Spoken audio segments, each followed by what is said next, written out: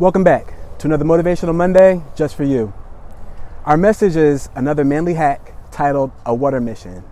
I'm going to show you 3 ways on how to sanitize contaminated water. You never know when you would come across an event where you may need to sanitize some water to drink or to cook with. And we're a part of the circle of survivalists, and we're going to live by any means necessary. So I just want to show you how to do it.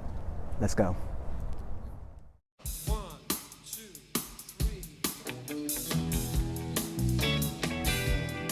So the idea is to look for bodies of water that's moving. If it's moving, it's not stagnant. And stagnant water can harbor different microorganisms like protozoa, salmonella, giardia, things that can make you sick, other elements like lead, arsenic. And so you want to make sure that you have some water that doesn't have an odor and water that is moving and doesn't look too murky. So we're on a mission to look for that.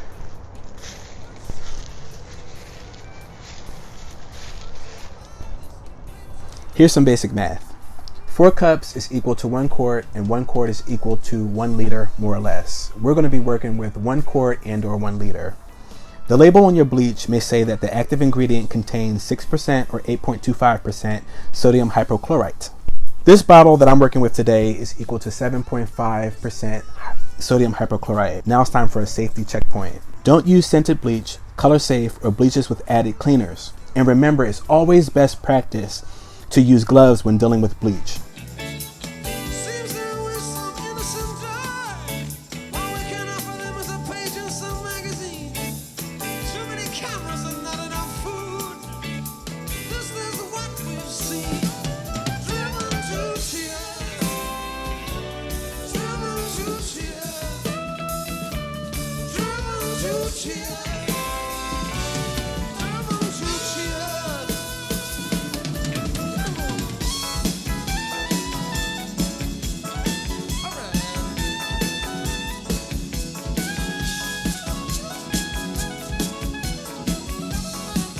You're going to need a clean dropper. You probably have one of these in your medicine cabinet. You should really keep this tool in your EDC, or like I call it, your survival sag. For 1 quart, which is equal to 1 liter, more or less, you'll need 2 drops, maybe 3, of bleach. Drop it into your water, shake it or stir it for about 10 minutes, and then let the water stand for 30 minutes. If the water looks cloudy, filter it through a clean cloth or a coffee filter. Or you can repeat the dosage and let it stand for another 15 minutes before you drink it. Another safety checkpoint: if the chlorine taste is too strong, pour water from one clean container to another and let it stand for a few hours. That's the trick.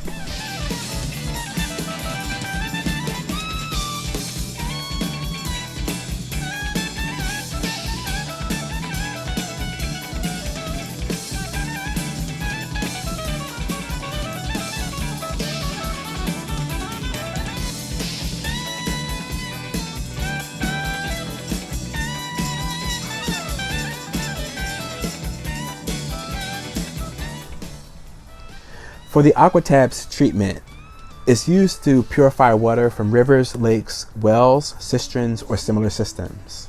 Now, let's add a safety checkpoint. Remember to filter water or allow materials to settle to the bottom of the container before treatment. Also, AquaTabs can be hazardous to humans and domestic animals. Be sure to use gloves. And if it gets on your clothes, wash them cleanly and clean your hands before and after treatment.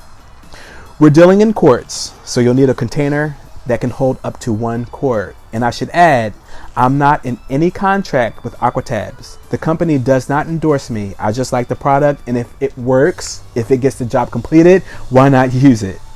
So for this purification treatment, you'll need 0.75 liters, which is equal to 3/4 of 1 liter, or 1 quart more or less. Right about the 800 milliliter mark, or the 27 ounces mark. You add 1 tablet to 0.75 liters. Shake it for 10 minutes, and you let it stand for 30 minutes before drinking, and it's become potable and ready to drink.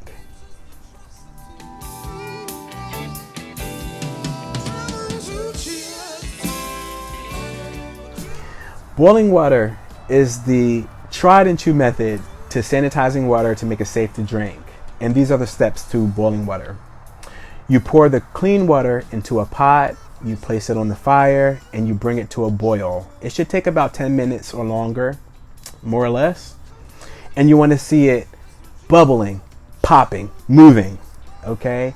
And then once it becomes a rolling boil, then you remove it from the fire, okay? Boiling water is the surest method to kill disease, causing germs including viruses, bacteria, parasites. And if you need a tutorial on how to build a fire, check this video out right here. And I should add another safety checkpoint. Only use water that's been properly disinfected for drinking, cooking, making and preparing drink, washing dishes, and brushing teeth.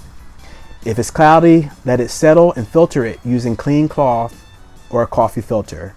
You can add a pinch of salt to 1/4 or 1 liter more or less, or pour water into another clean container and then remove it several times into different containers. And that'll bring it into proper taste. Let's go. All right, so now that we have it at a rolling boil, you're probably wondering, am I going to drink this? Do you really think that I'm going to drink contaminated water that I have to purify when I have access to bottled water and water out of my faucet? That would be so silly. But at least we know what to do in case of an emergency, because this works. This will help purify your water. So listen, we're a part of that circle of survivalists. All right, and now you know what to put inside of your survival sack. And until next time, we pray that you're blessed.